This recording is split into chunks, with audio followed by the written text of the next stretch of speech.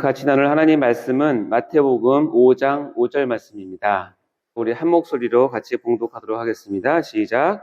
온유한 자는 복이 있나니 그들이 땅을 기업으로 받을 것이며. 아멘. 자, 오늘 설교는 새벽 묵상, 팔복, 새벽 산행 5번째 시간으로 설교의 제목은 온유한 자, 땅을 기업으로입니다. 요즘 비가 온 날이 많습니다. 그래서인지 오늘 새벽 산행은 맑은 공기와 청명한 새벽 하늘, 그리고 어느덧 선선하게 느껴지는 이런 새벽 공기를 느낄 수가 있습니다. 이렇게 새벽 산행을 통해서 팔복의 진수를 맛보기 위해 이 자리에 나오신 모든 분들에게 오늘도 주님께서 부드러운 음성으로 입을 열어 저희들에게 가르쳐 주시기를 소망해 봅니다.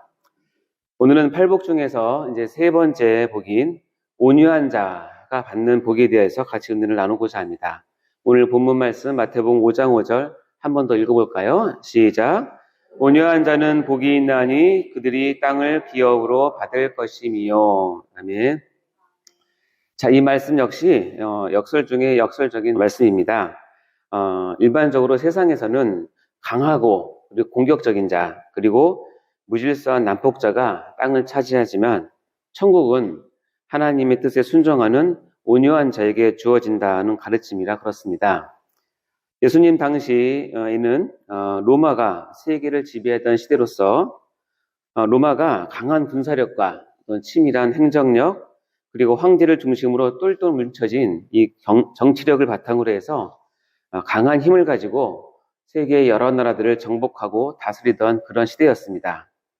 이런 세계관이 팽배했던 시대에서 예수님께서는 그의 제자들에게 온유한 자가 될 것을 요구하시고, 이렇게 온유한 자는 마치 로마가 넓은 세상이 땅을 차지한 것을 본보기로 보란 듯이 온유한 자가 땅을 기업으로 받을 것이라고 선포하고 계신 것입니다. 과연 온유가 무엇이길래 로마가 온 땅을 차지한 것처럼 그 땅을 기업으로 받을 수 있는 것일까요? 이것을 생각하면 다음 세 가지의 궁금한 것이 바로 떠오르게 됩니다. 첫째로는 과연 온유가 무엇일까 하는 것입니다. 착한 걸까요? 아니면 온순한 걸까요? 아니면 적극적인 것일까요? 과연 온유가 무엇일까? 이게 첫 번째 설교 제목입니다. 두 번째는 그럼 땅을 기업으로 라고 하는 뜻은 과연 무슨 뜻일까요? 땅을 기업으로 하는 것은 부동산을 많이 넓힌다는 뜻인가요? 그래서 제가 만약에 부동산업을 한다면 저는 제 가게 간판 이름을 온유부동산으로 할 예정입니다. 그럼 많이 돈을 벌 것 같은데. 셋째는 과연 이 온유와 땅을 기업으로 받는 것 사이에 연관성이 무엇인가에 대한 부분이 궁금하지 않습니까? 오늘 이 시간 이 세 가지의 궁금증을 가지고 새벽 산행의 첫 발을 내딛어 보도록 하겠습니다.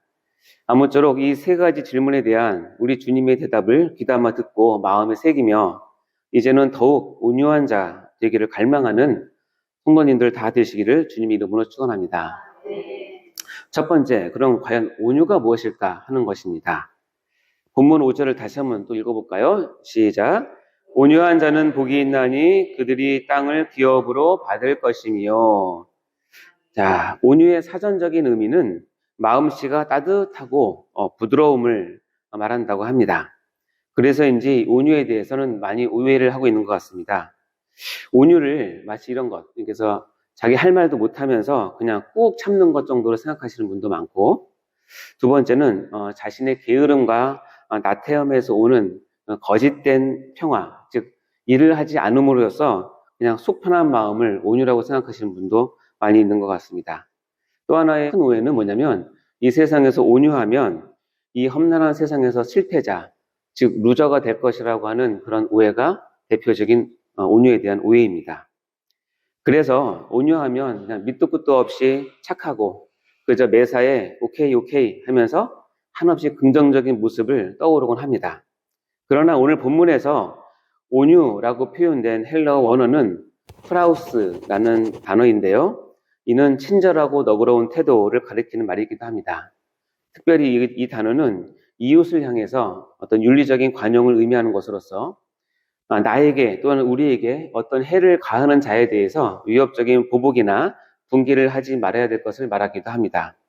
즉 온유한 자라고 하는 것은 외부로부터 닥치는 어떤 억압과 고난에 대해서 막 거칠게 반발하거나 인간의 힘으로 해결하기 위해서 바둥바둥 결사적으로 대항하는 것이 아니라 상대방에 대한 미움이나 복수심에서 벗어나서 모든 것을 하나님께 맡기고 영적 평정을 유지하는 자라는 뜻입니다.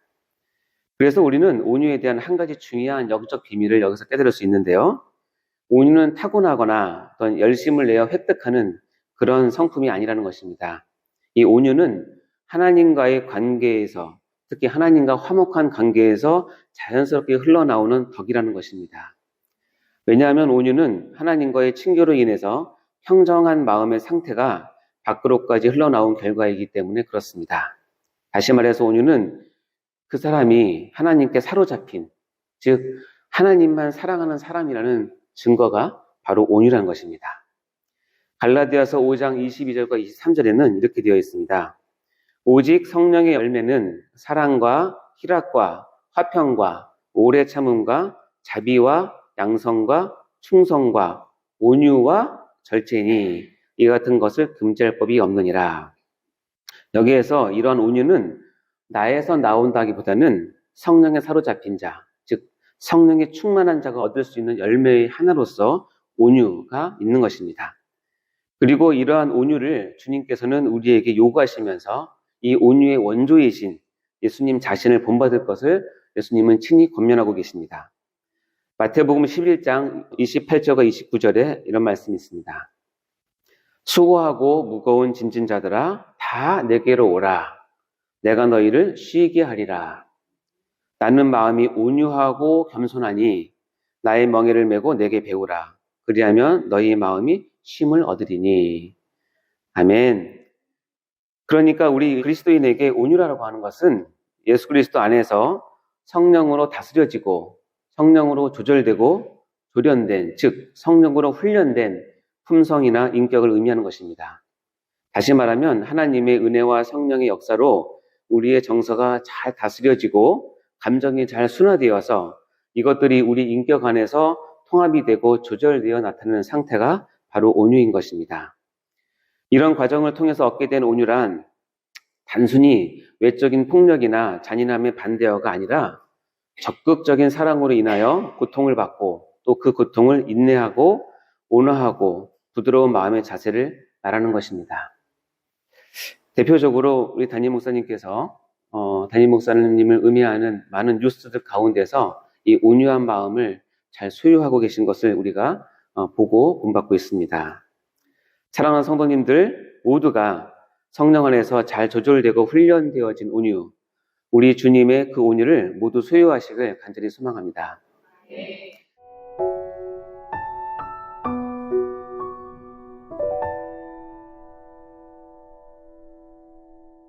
두 번째, 땅을 기업으로 라는 의미입니다. 이것이 무슨 뜻일까요? 그런데 여기서 마음과 심령의 상태인 온유를 예수님께서 가르치면서 어떻게 보면 난데없이 땅을 기업으로 받는다고 말씀하십니다. 땅을 기업으로 받는다는 것은 과연 무슨 뜻일까요? 실제로 현실에서 부동산인 땅을 많이 사서 소유한다는 뜻일까요? 물론 이런 축복을 받지 말라는 법은 없습니다. 실제로 여러분도 부동산을 많이 받으시기 바랍니다. 네, 아멘. 본문에서 기업으로 받는다라는 구절의 헬라어 원어는 클레로노메오라는 단어입니다.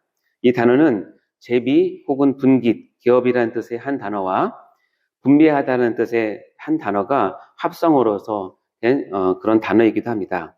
그런데 이 클레로노메오와 대응되는 히브리어는 나할이라는 단어인데 이 나할이라는 단어는 구약에서 이 단어를 언제 많이 썼냐면 하나님께서 이스라엘에게 약속한 땅인 가나안 땅을 기업으로 나눠주시는 문맥에서 자주 사용되었던 단어가 바로 이 나할입니다.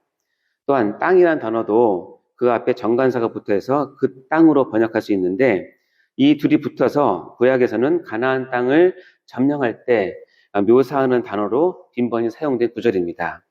따라서 이 말씀을 처음 듣는 제자들은 이 말씀을 들을 때에 과거 출애굽한 이스라엘이 가나안 땅을 점령했던 역사적인 경험과 그 감정으로 예수님의 말씀을 듣게 되는 것입니다. 이는 아마 제자들은 이랬을 것입니다. 아마 일차적으로는 가나안 땅을 정복하는 것처럼 그 땅을 우리에게 기업을 받으라고 하시는데, 근데 뭐라고? 온유한 사람이 되라고? 라고 하는 의구심이 들었을 수도 있습니다. 그렇다면 온유한 자가 되는 것과 그 땅을 기업으로 받는 것과는 어떤 상관관계가 있는 것일까요? 이와 같이 이 둘 사이의 연관성을 한번 찾아보도록 하겠습니다. 이 시간이 말씀이 영혼 깊이 깨달아지는 은혜가 임하시길 간절히 소망합니다.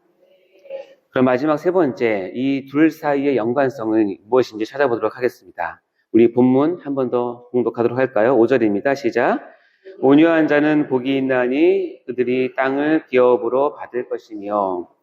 자, 우리가 지금 새벽 산행 중에서 배우고 있는 팔복은 제가 처음에 말씀드린 것처럼 하나님 나라를 염두에 두고 예수님께서 친히 하신 말씀임을 우리가 잊지 말아야 합니다. 다시 말하면 이 하나님 나라라는 주제를 중심으로 오늘 이 본문을 다시 읽어본다면 다음과 같이 정리할 수 있습니다. 온유한 자들이 기업으로 받게 될 땅의 의미는 무엇인가 하면 구약의 이스라엘 백성이 하나님의 약속에 따라 가나안 땅에 들어간 것처럼 신약의 성도들이 메시아 왕국이 절정이 되는 새하늘과 새 땅으로 들어가게 되리라라는 뜻입니다. 즉 과거 이스라엘이 하나님의 은혜로우신 배려로 인해서 하나님께서 기업으로 주신 가나안 땅을 분배받게 되었듯이 온유한 자 역시 만왕의 왕이신 하나님의 은혜로 땅을 기업으로 받는 축복을 누리게 됨을 보여주는 것입니다. 그렇습니다. 이 모든 것은 다 하나님의 전적인 은혜로 이루어질 것입니다. 그러나 그 과정 가운데서 주님은 우리를 온유한 자로 세우시고 천국을 침노할 군사로 삼으신다는 것입니다. 그리고 이것이 복이라는 것입니다. 마태복음 11장 12절에 이런 말씀이 있는데요. 세례 요한의 때부터 지금까지 천국은 침노를 당하나니 침노하는 자는 빼앗느니라. 아멘. 이러한 관점에서 본다면 온유한 자란 어떤 일을 만나도 사랑과 인내와 친절로 행하는 자를 말하는 것입니다. 즉 하나님께서 평안과 부와 축복을 주실 때만 온유하게 복종하는 사람이 아니라 나의 상황이 모순되어 보이고 또는 불행스럽게 보이고 고난의 골짜기를 걷게 하실 때에도 아멘으로 순복하는 자가 바로 주께서 강조하는 온유한 자의 개념인 것입니다. 그러므로 주님께서 말씀하시는 온유한 자는 매우 끈질긴 신앙의 지구력과 능력을 지닌 자임을 우리가 알 수 있습니다. 그렇습니다. 하나님께 대해서 강직하고 견고한 신앙에 충성된 자세를 끝까지 유지하는 사람이 바로 온유한 사람인 것입니다. 이 시간 제가 성경 속에서 이렇게 온유했던 사람들을 여러분께 몇 분 소개해 드리도록 하겠습니다. 욥처럼 불행이 자신에게 닥쳐도 변함없이 하나님의 섭리를 순종하고 찬양하는 사람. 아브라함처럼 본향을 떠나라는 말씀에 즉각 순종하는 사람. 다윗처럼 기름 부음을 받은 후 오랫동안 사울 왕에게 시달리면서도 그 본분을 지키는 사람. 바울처럼 죄인의 몸으로라도 하나님이 가라고 하신 로마에 끝까지 가는 사람. 이런 사람이 바로 진정한 의미의 온유한 사람인 것입니다. 그리고 이런 신앙을 가지고 온유함을 소유한 사람들만이 그 땅을 기업으로 받는, 다시 말하면 약속의 가나안 땅에 들어가는 또는 천국을 침노하여 그것을 소유하는 복을 누리게 된다는 것입니다. 따라서 천국 군사의 가장 큰 무기와 능력은 바로 온유임을 우리가 알 수 있는 것입니다. 사랑하는 성도 여러분, 우리 모두가 이와 같이 온유를 갈망하여서 내 안에 소유함으로써 진정한 그 땅의 기업이 되는 천국을 받는 진정한 축복의 사람이 다 되시기를 주님의 이름으로 축원합니다. 이제 설교를 마무리하려고 합니다. 오늘 새벽 산행 중에 우리는 팔복의 세 번째 보화를 발견하는 기쁨을 누리게 되었습니다. 오늘 읽은 본문 말씀을 헬라어 원어에 맞게 직역해서 한번 제가 다시 읽어보도록 하겠습니다. 복이 있으며 온유한 자는, 왜냐하면 그들이 땅을 기업으로 받을 것이기 때문입니다. 아멘. 그렇습니다. 우리는 온유한 자가 복이 있어 땅을 기업으로 받는다는 역설적 진리를 다시 한번 깨닫게 되었습니다. 이러한 내용은 이미 구약에서도 기록되어서 가르쳐지고 있습니다. 시편 37편 11절 말씀에 이렇게 되어 있습니다. 그러나 온유한 자들은 땅을 차지하며 풍성한 화평으로 즐거워하리로다. 아멘. 이 시편의 말씀처럼 온유한 자들은 땅을 차지한다고 합니다. 저는 개인적으로 이삭의 온유함을 많이 사모합니다. 이삭이 여러분 다 아시겠지만 블레셋 사람들에게 우물을 여러 차례 양보하며 온유함으로 그들을 끝까지 대할 때에 하나님께서는 그 지경이 넓혀지는 르호봇의 축복을 받은 것을 깊이 묵상하며 제가 은혜를 많이 받았습니다. 왜냐하면 이 르호봇은 제가 이곳 죽전으로 다관연세내과를 이전하면서 주님께서 저에게 주신 말씀이기 때문에 그렇습니다. 저도 이삭과 같은 온유한 사람으로 인정받아 르호봇의 복을 누리기를 간절히 원합니다. 이와 같이 땅을 기업으로 받는다는 것은 이 땅에서의 기업의 지경이 넓어지는 것을 포함하고 또한 영향력의 지경이 넓어지는 것도 포함하며 종말적으로 저 천국에서 받을 천국 땅의 모든 지경을 포함하는 것입니다.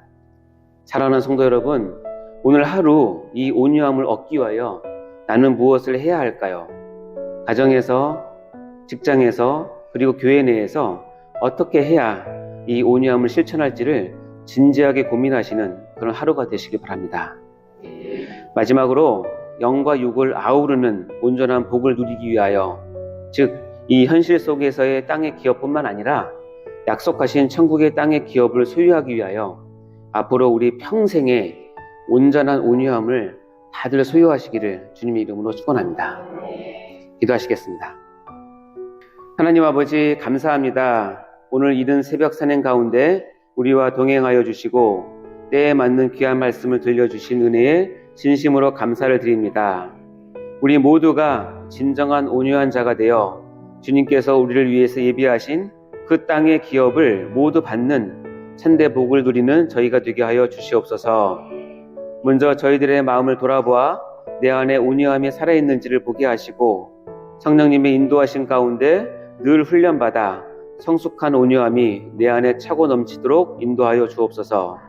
욥처럼, 아브라함처럼, 다윗처럼, 바울처럼 진정한 온유한 자가 되도록 인도하여 주시옵소서. 감사드리며 온유한 자에게 땅의 기업을 주시겠다고 약속하신 우리 주 예수 그리스도 이름으로 간절히 기도하옵나이다. 아멘.